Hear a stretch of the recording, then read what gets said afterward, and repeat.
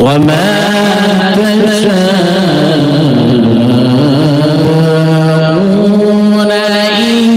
إلا أن يشاء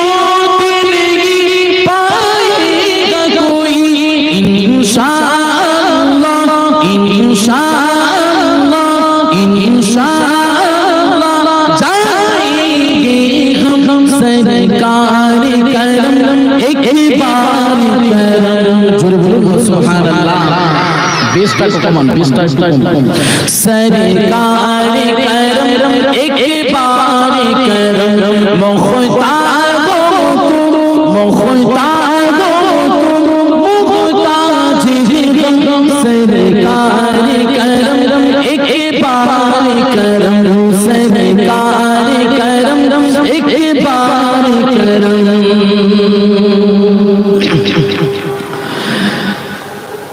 सरकार करम एक बार करम मुख्तार सरकार करम एक बार करम तैबा के खजूरों खाना इस दिल का हाल सुनाना तैबा के खजूरों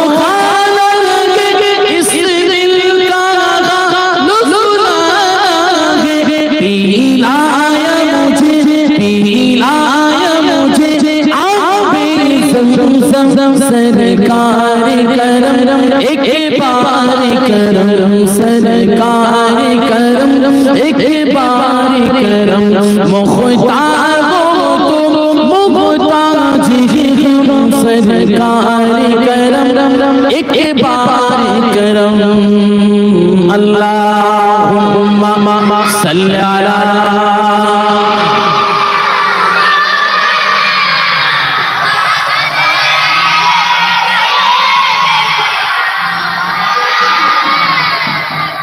कलमा ला इलाहा इल्लल्लाह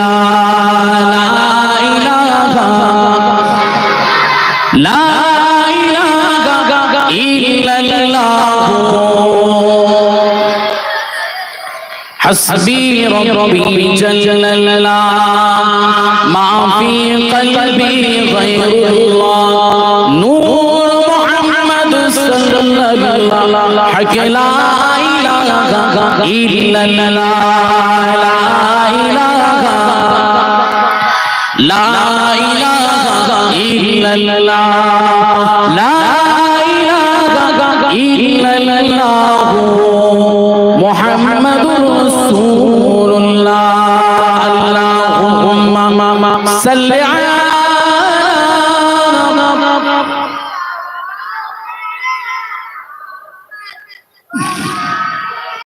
There is an African proverb which says, if you educate a woman, you educate a generation or a nation.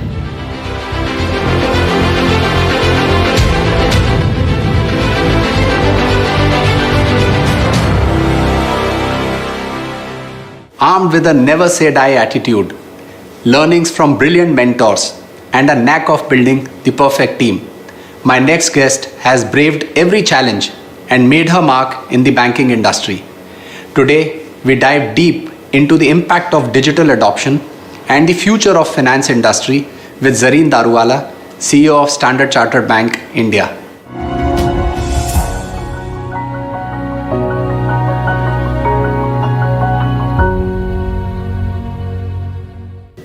So Zareen, first of all, let me thank you for agreeing to have Duologues with me. It's a pleasure to see you again. And I also want to thank the entire team here at Standard Chartered Bank for hosting us here at the headquarters. I must say that it's a beautiful office here. And to begin with the conversation, last couple of years have been a huge challenge for the world. And, I personally taken steps to resume the normal operations in a methodical manner over the last couple of years.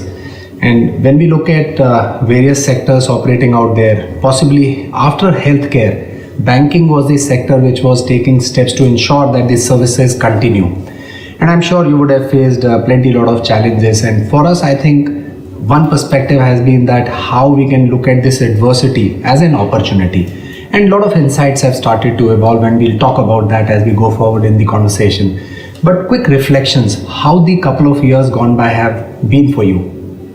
First of all, thank you, Manish, for inviting me to join this Duologues. I happened to see 3-4 videos, and I must say I was very impressed with the kind of people that you managed to bring and the kind of dialogues that you had. So, and also Panasonic is a brand that I can relate to.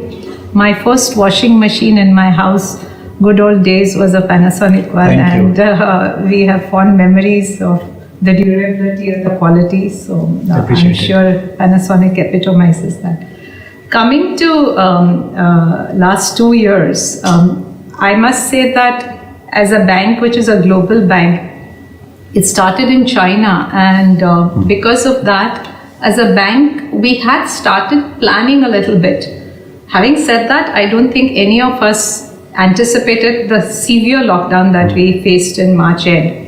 And I think it coincided with March ending for corporates. All corporates have their financial closure March ending. And the lockdown, I think, was just 10 days before that. So that was a period where we had to get our act quite quickly together. While we had started doing scenario planning and disaster recovery and things like that, none of us were prepared for the sudden lockdown. So I think a couple of things that we had to do very, very rapidly. The first thing was to get the call center operating remotely. And that was not easy because, technology, you have everybody sitting at their home. And when calls come, how do you direct calls to people at their different locations where they're operating from home? The second thing that we did was virtual desktop infrastructure where people could sort of access the systems from home. The third thing we did was bring your own device kind of thing where people's own devices could be used to access the bank systems. And another thing that thankfully I'd done because of our scenario planning, we had ordered a lot of laptops. Afterwards, there was a huge shortage because everybody wanted to buy laptops. So we could give a lot of our colleagues laptops when the lockdown happened. So partly planned, I would say, partly unplanned. I think the important thing for me in that period was 2-3 very important things. How do you take safety of your colleagues and health very seriously? And all our colleagues had to, like healthcare workers, be there throughout the year. Throughout last 2 years, and safety of our employees was paramount for me.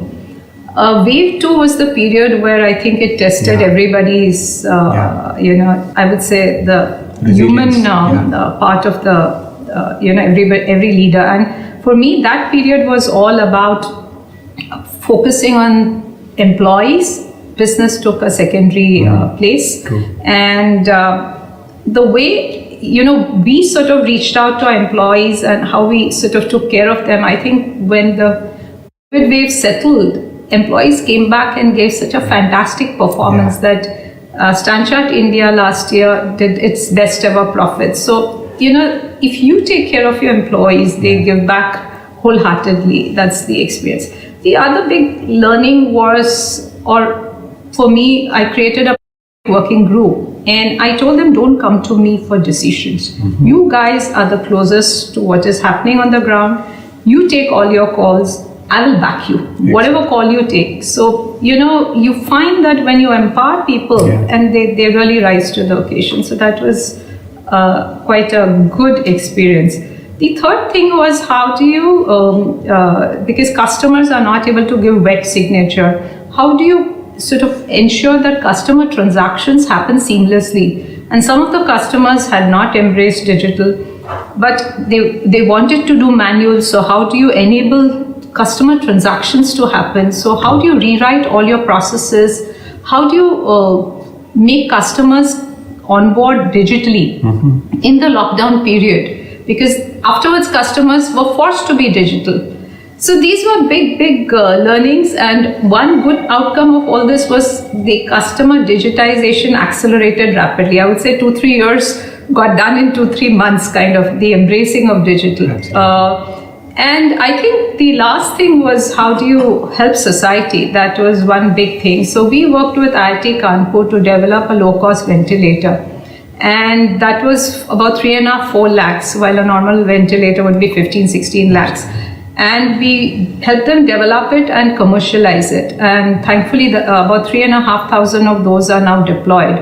And hospitals could afford it. 15-16 lakh, how many hospitals can afford that kind of ventilator? So we worked a lot with a lot of NGOs, whether it was food or any which way we could help. We helped a lot of the NGOs. Thankfully, given the CSR budget that we have, we could really use it very fruitfully for this period. So a different experience, I would say, last 2 years. Absolutely.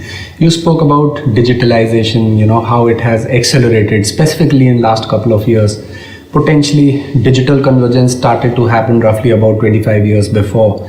And in our case also, the incremental, disruptions which were continuing to happen over last 20-25 years, and some specific learnings of last couple of years have created a situation where we are seriously looking at a lot of things, including the way we operate, the structure which should exist, the processes they should be followed. The business models are getting revisited. From a product-oriented approach, we are moving to solution-oriented approach.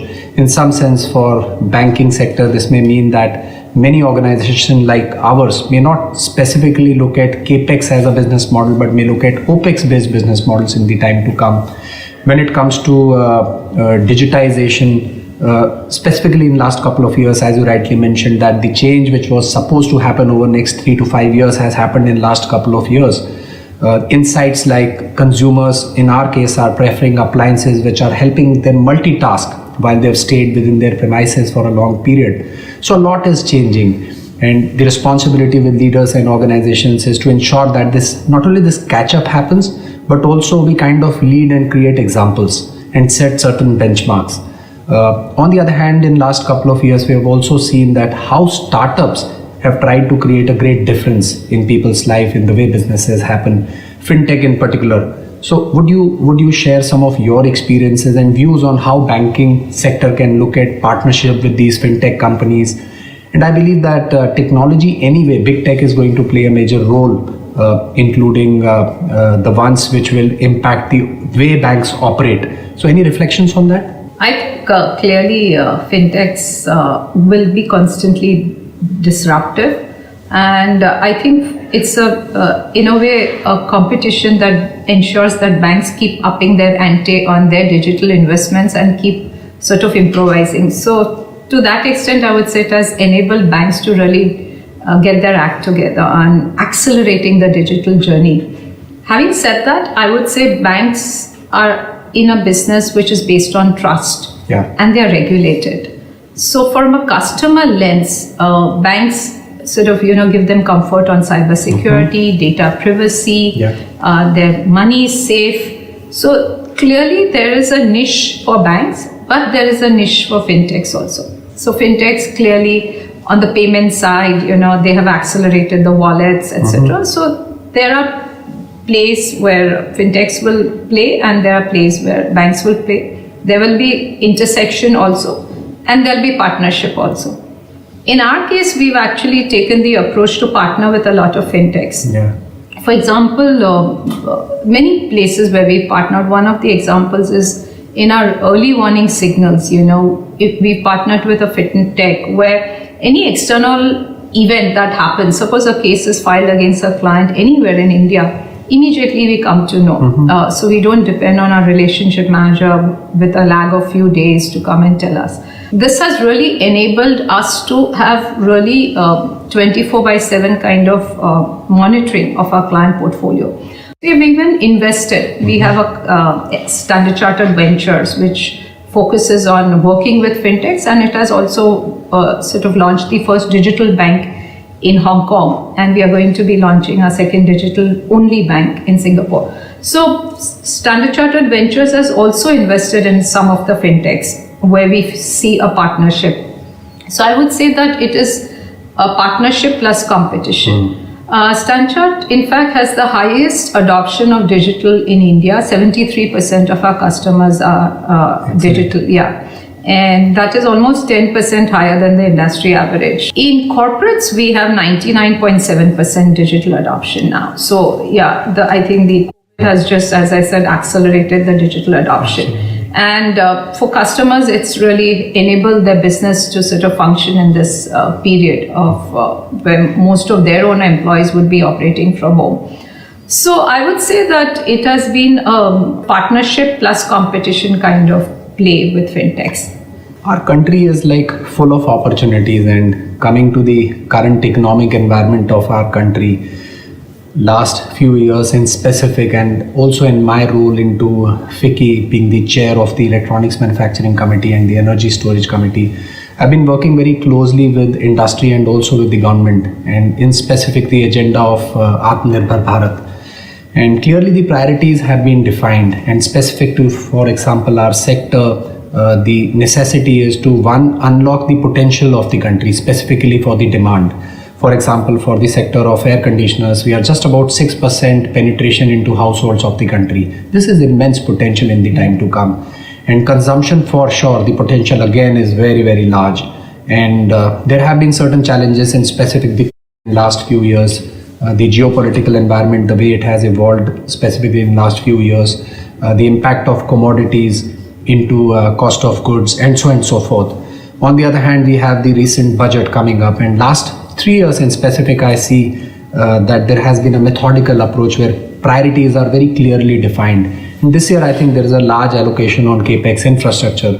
How do you see the recent economic environment, and if at all, certain reflections on the recent budget? So if we look at the services sector, it has just come back to the levels, while for industrial, it has surpassed the pre levels. I think services is also because of high-touch sectors where they got sort of badly impacted.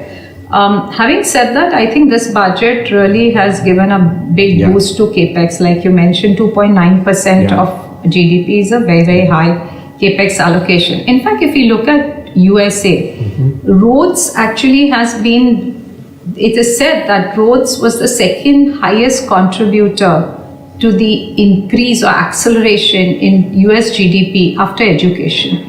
And there is the Eisenhower Index, which says that the multiplier for roads was 6 times. And it's proven that even railways investment is 6x multiplier effect. Similarly, housing has very, very high impact on steel and cement, like we all know. So to that extent, it is hoped that the multiplier impact that we'll see will come maybe with a little bit of lag, because and also the hope the government has is that this will crowd in private sector investment. Right. Now, private sector investment will not happen unless capacity utilization touches 75%. Today it's below 70%. The other thing, which is from a banking standpoint, if you look at 6 years back and now, the banking sector is much more robust. Right. Capital adequacy is in excess of 16%. Gross NPAs and net NPAs have come down very sharply. So banking sector is clearly in a position to support should this capex credit demand come up. In fact, January we saw pretty good lift in credit demand. So I'm hoping that things will be better. China, it obviously grew double digit for decades.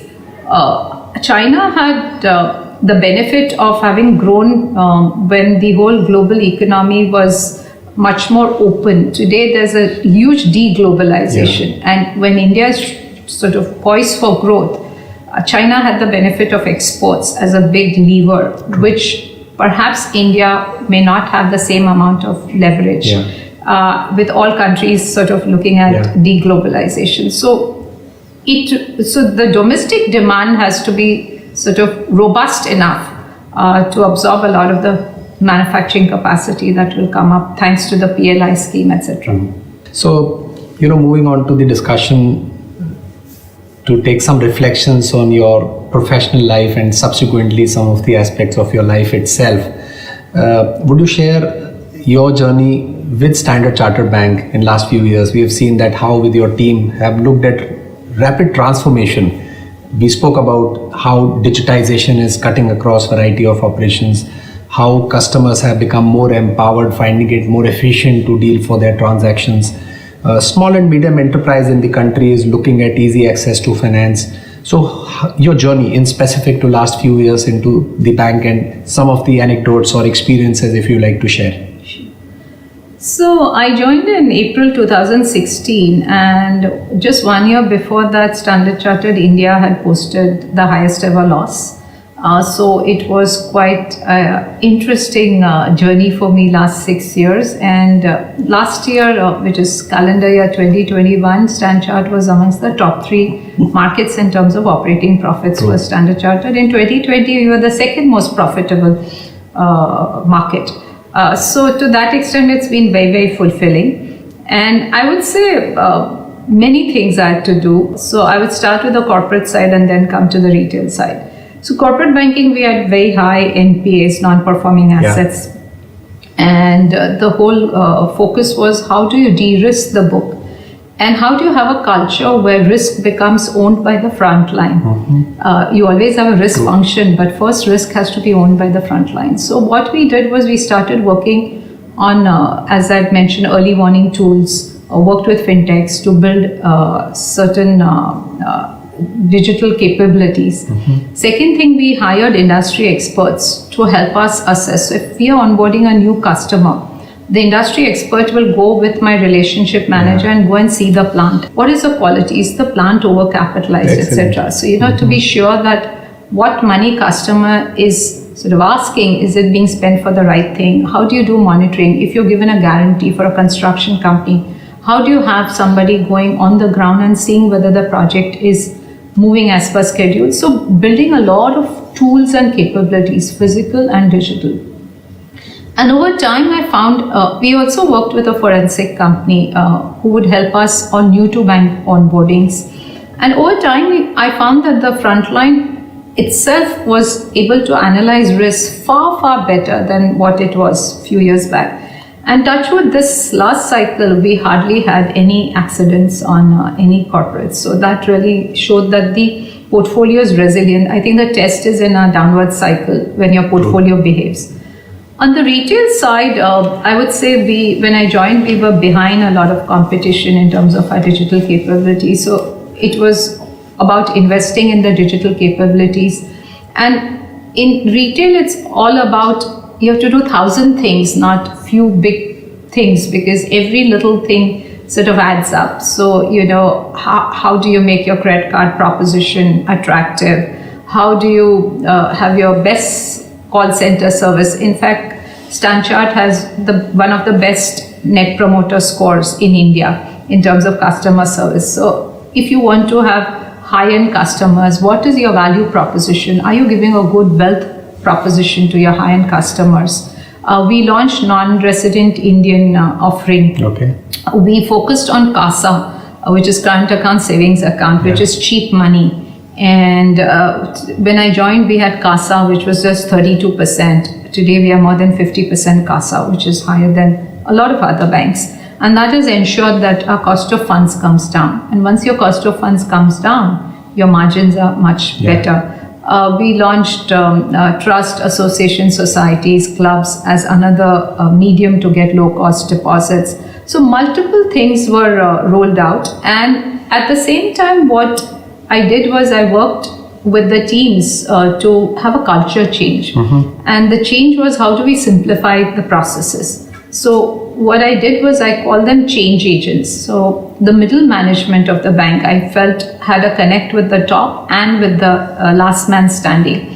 And they were typically the middle management, and each of them ran with complex processes, how to simplify that, how to improve our turnaround time, how to remove unnecessary processes.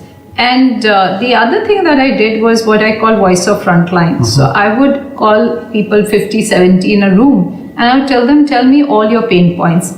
I remember the first one that I did, it went on for 4 hours, and we had to stop it because it became too late in the night. And I called my entire top team and I said, you listen to the pain of the front line. Only if you listen, you will know what the front line goes through. And if your front line is not happy, you're not going to get anywhere, right? So it's all about helping them, enabling them, and how do you make things simpler and reduce their frustration. So cultural change plus hard investments plus many things, and it's quite fulfilling journey, I would say, for me. Excellent. So in every individual, like, whether it is leaders or any individual, is kind of sum total of their experiences. People we meet, the experiences we encounter, and how we learn from those experiences. I'm sure it would be in your case also. And the reflections specifically of last 5-6 years into Standard Chartered Banks, which you have shared, the approach would have been what you would have learned in your professional life, and also received mentorship, or I've looked up to a lot of leaders in my past, and I still continue to follow their advice. And wherever I have to look at a particular situation, I may refer. So Konosuke Matsushita, for example, the founder of Panasonic Corporation, is someone I really look up to. His life, his basic business philosophy continues to inspire me, and I'm sure that would be in your case also.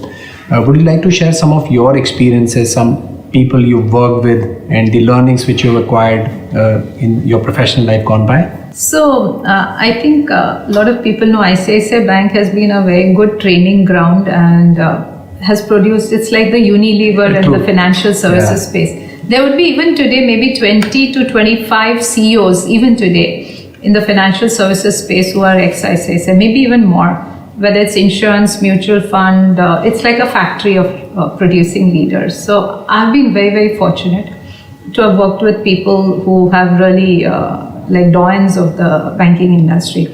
So my first boss was a lady called Lalita Gupte. She went on to become the joint managing director of ICICI Bank, and she was a deputy general manager when I joined.